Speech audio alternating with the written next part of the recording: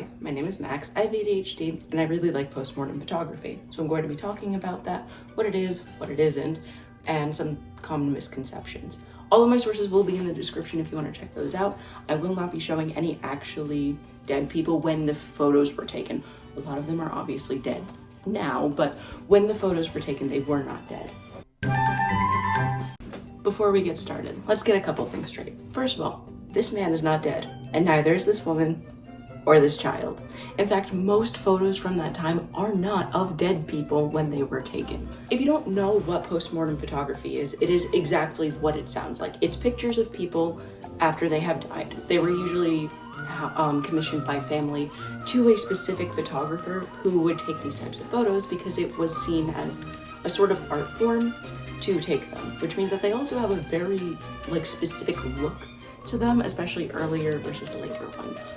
This was also usually taken of children. Why is that? Because kids die faster. They didn't last as long, and everyone usually had a portrait taken of them, and it wasn't expensive the way that we assume. A quote from the Boston College Library said, "At first, photos were very expensive, but by the mid-1840s, competition had driven the prices down far enough that even a laborer could afford a modest portrait." There were a lot of reasons why you might get a post-mortem photo taken, but money wasn't part of it. It wasn't because you just hadn't saved enough while they were alive that it wasn't expensive. If you were at least middle class, you could afford to get a photo taken while they were living. So that's it. That's all of it, right? I know I can't do this without talking about the stands, but it hurts that I have to so much. According to some random person on TikTok or YouTube or wherever, these stands were used to hold up dead bodies while photos were taken, which is so wrong because they were flimsy. You couldn't hold up any sort of dead weight with them.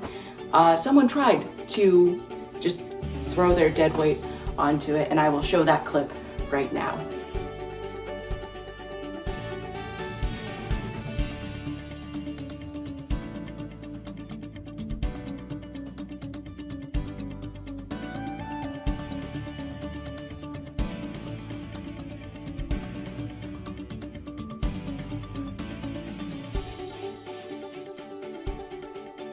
So, if not for dead people, what were these stands for?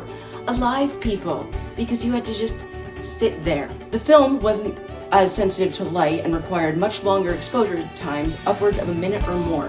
That's a quote that comes from Vintage Everyday, a blog literally dedicated to this type of thing. I would like you to sit for a minute, or more if you're really an overachiever, completely still with the exact same expression, because if you don't, it will ruin that picture, and even though you didn't pay a lot for it, you did still pay.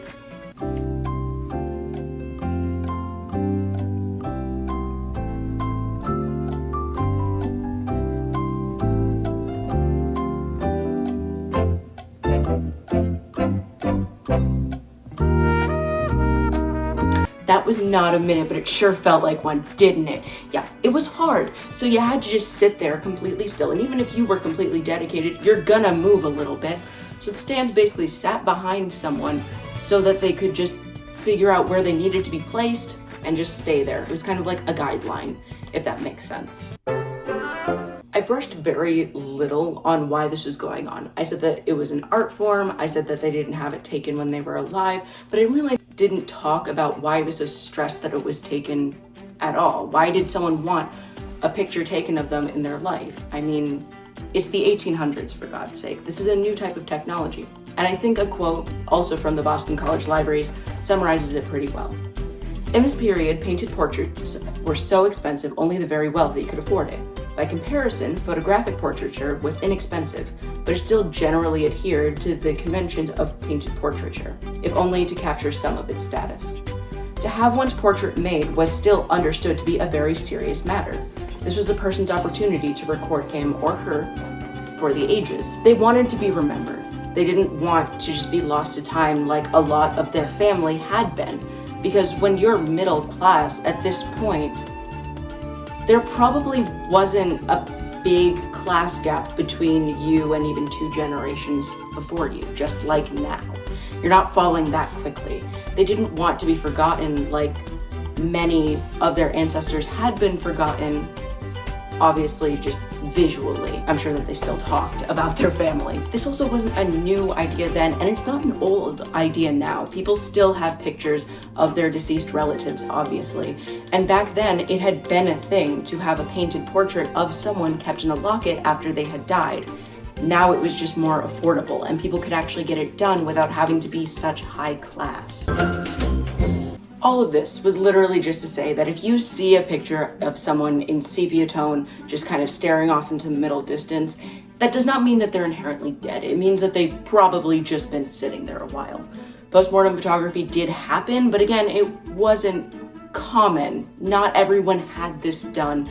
Very few people had this done, but some did. That's the entire point of this. If it was for some reason done, they're not going to even look like they're alive. They look dead because they're dead. They couldn't make someone look like they were still alive. We can barely do that now.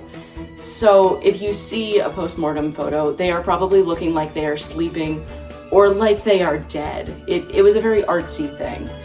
No one was propping someone up to make them look like they were still alive, God forbid with a stand. Once again, all sources will be in the description, so you can go check those out. And yeah, a lot of research went into this, so thank you.